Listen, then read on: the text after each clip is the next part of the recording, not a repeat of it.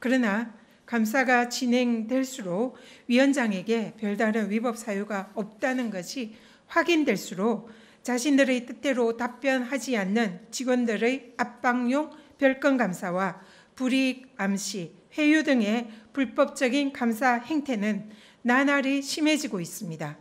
급기야는 확인되지도 않은 피감 사실이 언론에까지 보도되면서 우리 권익위 기관과 각 직원 개인들의 명예가 훼손됨은 물론 직원들은 심리적으로 오래 지속되는 감사에 의해서 크게 위축이 되고 심각한 정서적 불안에 시달리며 권익위의 업무까지 사실상 마비되고 있는 실정입니다.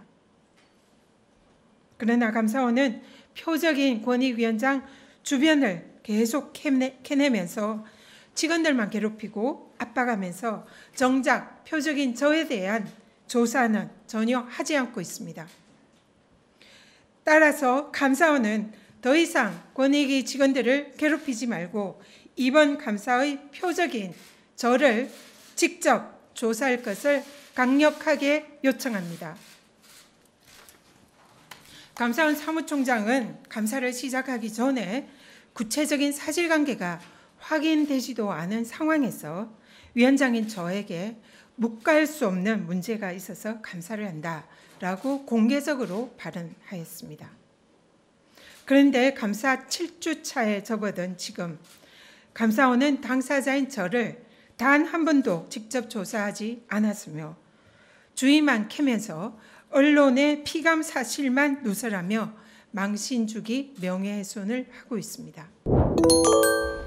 두 번째 감사 현장에 전현희 권익위원장이 기자회견을 자청했습니다. 직권남용, 별건 감사라고 맹비난했습니다.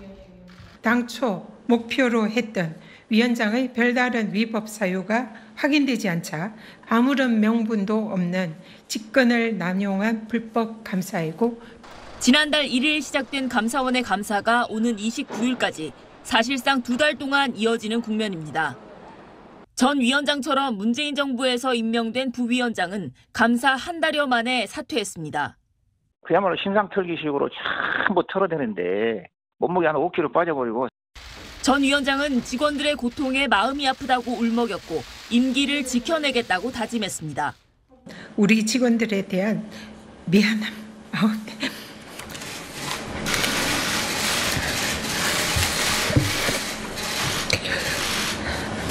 죄송합니다. 감사원은 곧바로 권익위의 도덕성 문제를 내세우며 표적감사 주장을 맞받았습니다. 권익위는 청탁금지법 준수를 감시하는 주무부처인데 핵심 보직자 등이 이 법을 위반했다는 여러 제보가 있다는 겁니다. 기간 연장을 결정한 이유와 관련해서도 전 위원장 측근을 겨냥했습니다. 전 위원장 수행팀 직원이 열흘 이상 연가와 병가를 내면서 감사를 지연시켜 조사를 마무리하지 못했다는 겁니다. 감사원은 이 직원이 출장비를 부당 수령한 의혹도 들여다보고 있습니다.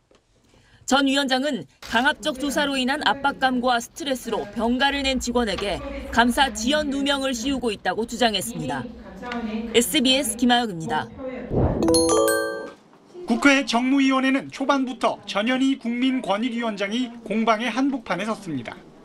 전 위원장은 권익위에 대한 감사원 감사를 정권 차원의 사퇴 압박으로 규정하면서 심적 고통을 느꼈다고 토로했습니다.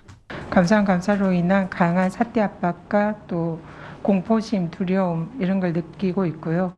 임기를 다 마치는 게 법치주의에 부합한다는 결론을 내렸다면서 알박기라는 여권의 비판은 국민 모욕이라고 맞받았습니다.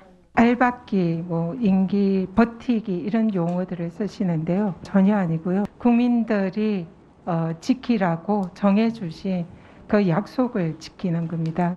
문재인 정부 당시 김은경 환경부 장관이 박근혜 정부 임명 인사들에게 사퇴를 압박했다가 유죄가 확정된 사건도 거론했습니다.